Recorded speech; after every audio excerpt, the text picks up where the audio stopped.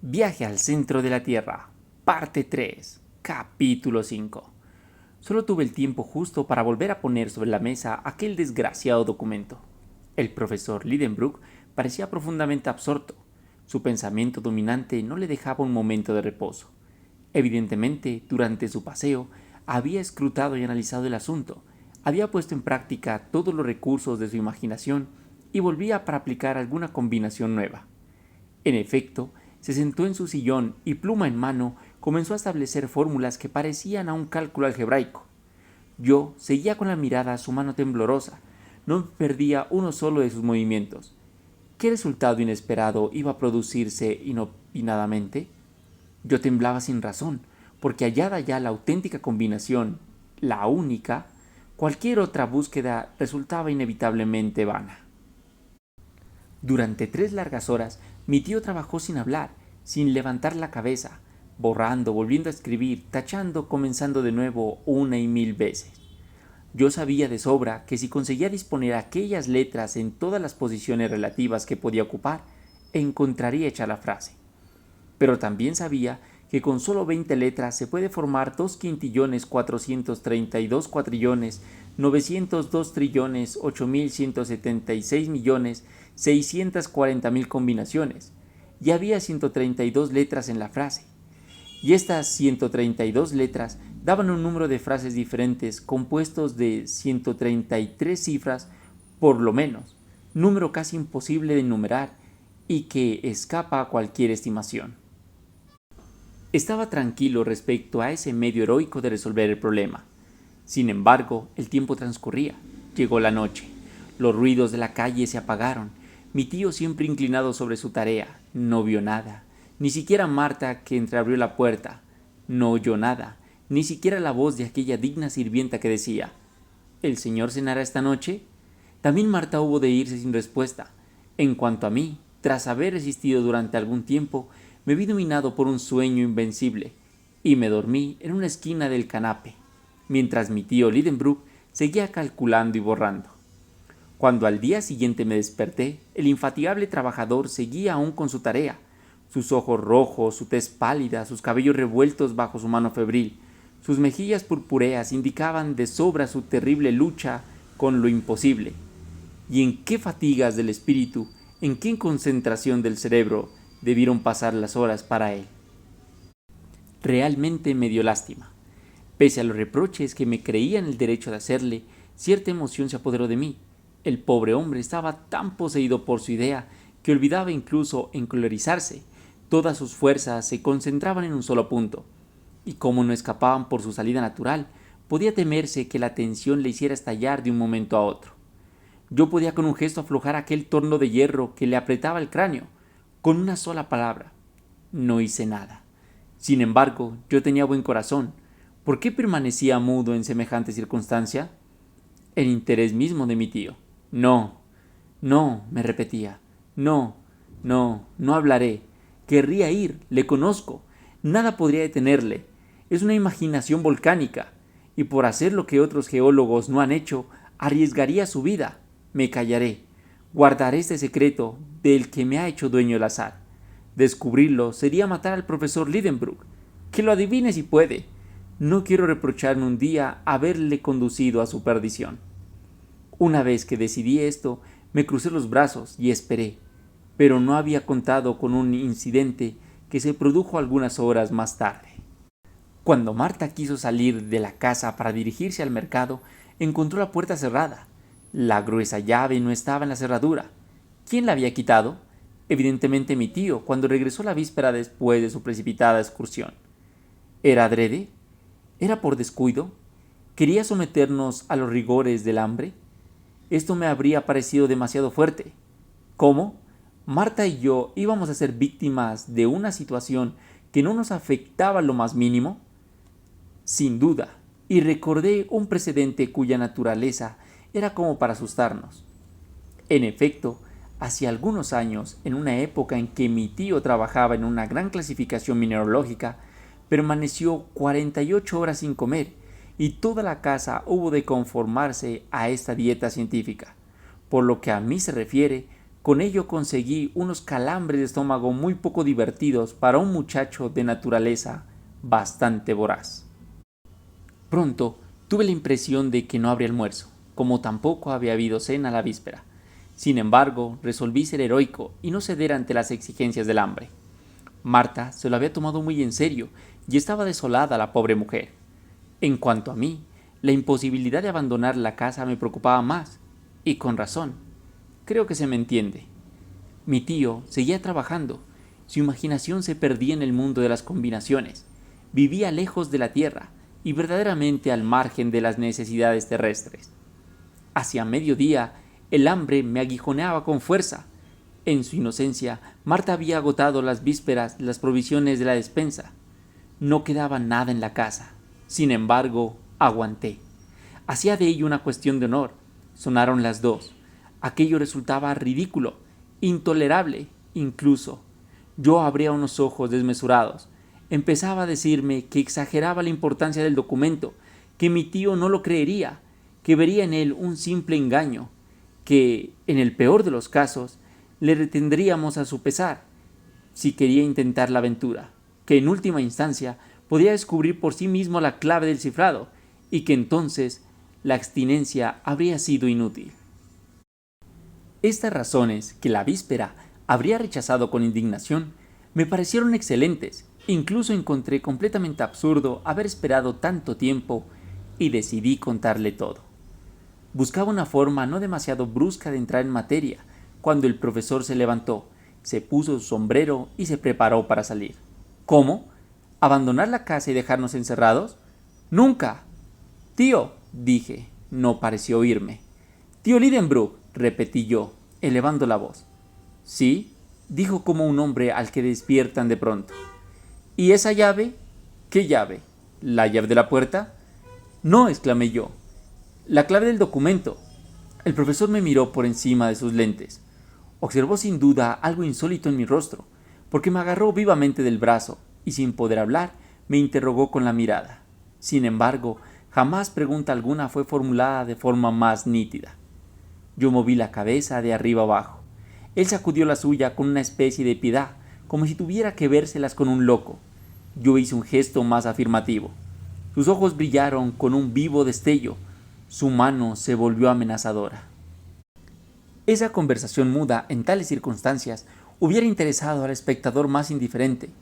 Y en realidad yo no me atreví a hablar del miedo que tenía que mi tío me ahogara en los primeros transportes de su alegría. Pero se volvió tan perentorio que tuve que responder. Sí, esa clave, el azar. ¿Qué dices? Exclamó con emoción indescriptible. Mire, dije, presentándole la hoja de papel sobre la que yo había escrito. Lea. Pero esto no significa nada, respondió él arrugando la hoja. ¿Nada? Si se empieza por el principio, pero si se empieza por el final... No había acabado mi frase cuando el profesor, lanzando un grito, más que un grito, un verdadero rugido, en su espíritu acababa de reproducirse una revelación. Estaba transfigurado. «Ah, ingenioso Sagnussen», exclamó. «O sea que primero escribiste la frase al revés». Y precipitándose sobre la hoja de papel, con la mirada empañada y la voz emocionada, leyó el documento entero, remontando de la última letra a la primera. Estaba concebido en estos términos: In Sneffels Jaculis crateren quem delibat umbra scataris Juli intra calendas descende audaz viator et terrestre centrum atinges confessi arnes agnosen. Lo que de ese mal latín puede traducirse así: desciende al cráter del Jocul de Sneffels, que las sombras del Scataris acaricia antes de las calendas de julio, viajera audaz, y llegarás al centro de la tierra. Yo lo he hecho. Arnes Agnosen. Tras esta lectura, mi tío saltó como si por descuido hubiera tocado una botella de Leyden. Estaba pletórico, de audacia, de alegría y de convicción. Iba y venía, se cogía la cabeza entre las manos, desplazaba las sillas, apilaba sus libros, hacía juegos malabares, cosas increíbles con sus preciosas geodas. Daba un puñetazo aquí, una palmada allá, por fin sus nervios se calmaron, y como hombre agotado por un gasto excesivo de fluidos, volvió a caer en su sillón. ¿Qué hora es?, preguntó tras algunos instantes de silencio. Las 3, respondí. Vaya, qué pronto se ha pasado la hora de comer. Me muero de hambre. A la mesa. Y luego... ¿Luego? Harás mi maleta. ¿Qué?, exclamé. ¿Y la tuya?, respondió el despiadado profesor, entrando en el comedor. Capítulo 6. Ante estas palabras, un estremecimiento recorrió todo mi cuerpo. Sin embargo, me contuve. Incluso resolví poner buena cara. Solo los argumentos científicos podían detener al profesor Lidenbrock, y lo sabía, y buenos, contra la posibilidad de semejante viaje. Ir al centro de la Tierra. ¡Qué locura! Reservé la dialéctica para el momento oportuno, y me ocupé de la comida. No referiré las imprecaciones de mi tío ante la mesa sin poner. Todo quedó explicado, y se devolvió la libertad a Marta, que corrió al mercado e hizo todo con tanta diligencia que 1 hora después mi hambre estaba calmada y recuperaba la conciencia de la situación. Durante la comida, mi tío estuvo casi alegre, se le escapaban esas bromas de sabio que siempre son inocentes. Tras el postre, me hizo señal de seguirle a su gabinete. Obedecí. Se sentó en un extremo de su mesa de trabajo y yo en el otro. Axel, dijo con una voz bastante dulce, eres un muchacho muy ingenioso. Me has prestado un gran servicio cuando, cansado de luchar, iba a abandonar esta combinación. ¿A dónde me habría llevado mi extravío? Nadie puede saberlo. Nunca olvidaré esto, muchacho, y tendrás tu parte en la gloria que vamos a conquistar. Bueno, pensé yo, está de buen humor. Ha llegado el momento de discutir esa gloria. Ante todo, prosiguió mi tío, te recomiendo el más absoluto secreto. ¿Me oyes? No faltan envidiosos en el mundo de los sabios, y muchos querrán emprender este viaje que ni siquiera deben sospechar hasta nuestro regreso. ¿Cree usted que es tan grande el número de valientes?, dije. Desde luego. ¿Quién vacilaría en conquistar semejante fama? Si el documento fuese conocido, un ejército entero de geólogos se precipitaría tras las huellas de Arne Sagnussen. De eso sí que no estoy convencido, tío, porque nada prueba la autenticidad de ese documento. ¿Cómo? ¿Y el libro en que lo hemos descubierto? Bueno, concedo que tal Sagnussen hayan escrito esas líneas, pero ¿significa eso que haya realizado de veras ese viaje? ¿No puede encerrar ese viejo pergamino en una mistificación? Casi lamenté haber pronunciado esta última palabra algo aventurada. El profesor frunció sus espesas cejas y temía haber comprometido la continuación de la charla. Afortunadamente no fue así. Mi severo interlocutor esbozó una especie de sonrisa en sus labios y respondió. Eso es lo que vamos a ver. Ah, dije yo, algo molesto. Permítame agotar todas las objeciones relativas a este documento. Habla, muchacho, no te preocupes. Te dejo en total libertad de exponer tus opiniones. Ya no eres mi sobrino, sino mi colega. O sea que, adelante. Pues bien, ante todo le preguntaría qué son esos Yokul, Sneffel y Escataris de los que nunca he oído hablar. Nada más fácil. Precisamente, hace algún tiempo, recibí una carta de mi amigo Augusto Petermann, de Leipzig. No podía llegar más oportunamente. Coge el tercer atlas del segundo estante de la biblioteca. El grande, serie Z, lámina 4. Me levanté y gracias a sus precisas indicaciones encontré rápidamente el atlas perdido. Mi tío lo abrió y dijo, este es uno de los mejores mapas de Islandia, el de Haderson, y creo que va a darnos la solución a todos los problemas. Me incliné sobre el mapa. Mira esta isla formada por volcanes, dijo el profesor, y observa que todos ellos llevan el nombre de Jökull. Esta palabra quiere decir glacial en islandés, y bajo la elevada latitud de Islandia, la mayoría de las erupciones se abren paso a través de las capas de hielo. De ahí esa denominación de Jökull, aplicada a todos los montes ignívoros de la isla. Bien, respondí yo, pero ¿qué es el Sneffel? Esperaba que no habría respuesta a esa pregunta. Me equivocaba. Mi tío continuó. Sígueme, por las costas occidental de Islandia. ¿Ves Reykjavik? ¿Su capital? Sí. Bien, remonta las innumerables fiordos de esta orilla roídas por el mar y detente un poco por debajo de los 75 grados de latitud. ¿Qué ves ahí? Una especie de península semejante a un hueso descarnado que termina en una enorme rótula. La comparación es exacta, muchacho. Fíjate. ¿No ves nada sobre esa rótula? Sí, un monte que parece haber crecido en el mar. Bien, eso es el Sneffels. ¿El Sneffels? El mismo, una montaña de 5000 pies de alto, una de las más notables de la isla, y a buen seguro la más célebre del mundo entero, si su cráter conduce al centro del globo. Pero eso es imposible, exclamé yo, encogiéndome de hombros y rebelándome contra semejante suposición. ¿Imposible?, respondió el profesor Lidenbrock en tono severo. ¿Y por qué? Porque ese cráter evidentemente está obstruido por la lava, las rocas ardientes y entonces... ¿Y si es un cráter apagado? ¿Apagado? Sí, el número de volcanes en actividad en la superficie del globo no es actualmente más que de unos 300, pero existe una cantidad mucho mayor de volcanes apagados, y el Sneffels se encuentra entre estos últimos, y desde los últimos históricos no ha tenido más que una sola erupción, la de 1229. A partir de esa época, sus ruidos se han aplacado poco a poco y ya no está entre los volcanes activos. Ante estas afirmaciones positivas yo no tenía nada que responder, por tanto me volqué sobre los otros puntos oscuros que encerraba el documento. ¿Qué significa esa palabra de Escataris?, pregunté. ¿Y qué pintan aquí las calendas de julio? Mi tío se tomó algunos momentos de reflexión. Tuvo un instante de esperanza, pero uno solo, porque inmediatamente me respondió en estos términos. Lo que tú llamas oscuridad es luz para mí. Eso prueba los ingeniosos cuidados con que Sagnussen ha querido precisar su descubrimiento. El Sneffels está formado por varios cráteres, por tanto, había que señalar el que lleva al centro del globo. ¿Qué hizo el sabio islandés? Observó que aproximadamente en las calendas de julio, es decir, hacia los últimos días del mes de junio, uno de los picos de la montaña, el Escataris, proyectaba su sombra hacia la abertura del cráter en cuestión, y consignó el dato en su documento. ¿Puede imaginarse una indicación más exacta? Una vez llegados a la cima del Sneffels, ¿tendremos dudas sobre el camino a seguir? Decididamente mi tío tenía respuesta para todo. Comprendí que era inatacable su interpretación del viejo pergamino.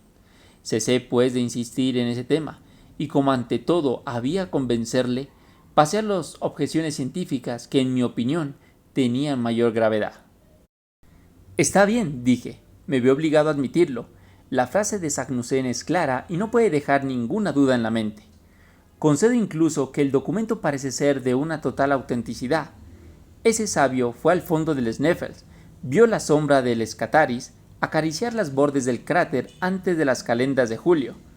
Oyó incluso contar en los relatos legendarios de su época que ese cráter llegaba al centro de la Tierra.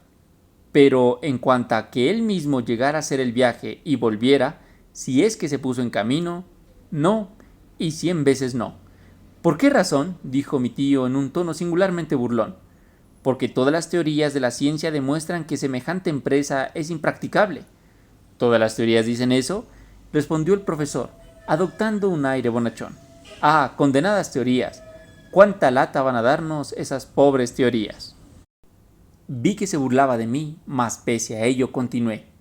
Sí, está perfectamente demostrado que el calor aumenta aproximadamente 1 grado por cada 70 pies de profundidad bajo la superficie del globo. Ahora bien, admitiendo que esta proporción sea constante y siendo el radio terrestre de 1500 leguas, el centro habría una temperatura superior a los 200.000 grados. Por tanto, las materias del interior de la Tierra se encuentran en estado de gas incandescente, porque los metales, el oro, el platino y las rocas más duras no resisten semejante calor. Así pues, tengo derecho a preguntar si se puede penetrar en semejante medio. O sea, Axel, que lo que te preocupa es el calor. Por supuesto, si llegamos tan solo a una profundidad de 10 leguas, habremos alcanzado el límite de la corteza terrestre, porque ahí la temperatura ya es superior a 1300 grados. ¿Y tienes miedo a entrar en fusión? Le dejo a usted que decida por mí, respondí con humor. Pues lo que decido es lo siguiente, replicó el profesor Lidenbrock, adoptando sus gestos ampulosos. Que ni tú ni nadie sabe con seguridad lo que pasa en el interior del globo, dado que apenas si se conoce la 10.000ª parte de su radio, que la ciencia es eminentemente perfectible y que cada teoría se ve constantemente rebatida por una teoría nueva. No se creyó hasta Fourier que la temperatura de los espacios planetarios iba disminuyendo siempre y no se sabe hoy que el máximo frío de las regiones etéreas no supera los 40 o 50 grados bajo cero. ¿Por qué no habría de ocurrir lo mismo con el calor interno? ¿Por qué a cierta profundidad no alcanzaría un límite infranqueable, en lugar de elevarse hasta el grado de fusión de los minerales más refractarios? Al plantear mi tío la cuestión en el terreno de la hipótesis, no pude responder nada. Pues bien, te diré además que auténticos sabios, Poisson entre otros, han demostrado que si en el interior del globo existiera un calor de 200.000 grados, los gases incandescentes procedentes de la materia fundida adquirirían una elasticidad tal que la corteza terrestre no podría resistirla, estallando como las paredes de una caldera bajo la presión del vapor. Esa es la opinión de Poisson, tío, y nada más. De acuerdo, pero también es opinión de otros geólogos distinguidos, que el interior del globo no está formado ni de gas, ni de agua, ni de las piedras más pesadas que conocemos, porque en tal caso la Tierra tendría un peso 2 veces menor. Bah, con las cifras se prueba todo lo que se quiere. ¿Y no ocurre lo mismo con los hechos, muchacho? ¿No es cierto que el número de volcanes ha disminuido considerablemente desde los primeros días del mundo? Y si existe calor central, ¿no se puede suponer que tiende a debilitarse? Tío, si entramos en el campo de las suposiciones, no puedo discutir nada. Y debo decirte que refuerza mi opinión la de personas muy competentes. ¿Recuerdas una visita que me hizo el célebre químico inglés Humphrey Davy en 1825? No, porque yo vine al mundo 19 años después. Bueno, Humphrey Davy vino a verme a su paso por Hamburgo. Entre otras cuestiones, discutimos durante mucho tiempo la hipótesis de la liquidez del núcleo interior de la Tierra. Estábamos los dos de acuerdo en que tal liquidez no podía existir, por una razón a la que la ciencia nunca ha encontrado respuesta. ¿Cuál?, pregunté algo asombrado. Que esa masa líquida estaría sujeta como el océano a las atracciones de la Luna, y por consiguiente, 2 veces al día se producirían mareas interiores que levantando la corteza terrestre darían lugar a periódicos temblores de la Tierra. Sin embargo, es evidente que la superficie del globo ha estado sometida a la combustión, y podemos suponer que la corteza exterior se enfrió primero, mientras el calor se refugiaba en el centro. Falso, respondió mi tío. La Tierra ha sido calentada por la combustión de su superficie, y no de otro modo. Su superficie estaba compuesta de gran cantidad de metales, como el potasio y el sodio, que tienen las propiedades de inflamarse al solo contacto con el aire o el agua. Estos metales ardieron cuando los vapores atmosféricos se precipitaron en forma de lluvia sobre el suelo, y poco a poco, cuando las aguas penetraron en las figuras de la corteza terrestre, provocaron nuevos incendios con explosiones y erupciones. De ahí que los volcanes fueran tan numerosos en los primeros días del mundo. Hipótesis muy ingeniosa, exclamé yo un poco a mi pesar, y que Humphrey Davy me demostró aquí mismo con un experimento muy simple. Preparó una bola metálica hecha principalmente con los metales que acabo de citar, y que representaba perfectamente nuestro globo. Cuando se dejaba caer con una fina lluvia en su superficie, ésta se hinchaba, se oxidaba y formaba una pequeña montaña. En su cima se abría un cráter. La erupción se producía y comunicaba a toda la bola un calor tal que resultaba imposible sostenerla en la mano. Verdaderamente comenzaba a vacilar ante los argumentos del profesor. Además, lo sostenía con su pasión y entusiasmo habituales. «¿Ya ves, Axel?», añadió. «El estado del núcleo central ha suscitado diversas hipótesis entre los geólogos. No hay nada menos demostrado que ese calor interno. En mi opinión, no existe. No podría existir. Además, lo vamos a ver.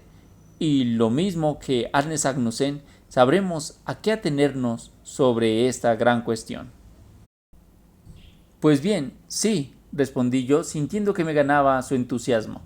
«Sí, lo veremos, si es que allí se puede ver algo. ¿Y por qué no?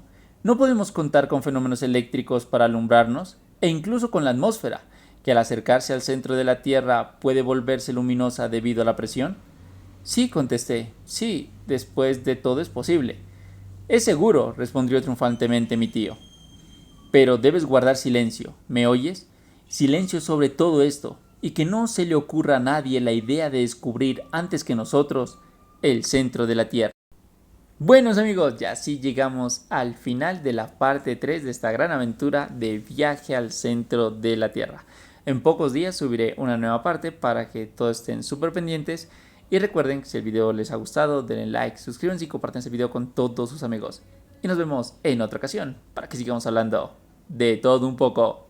Adiós.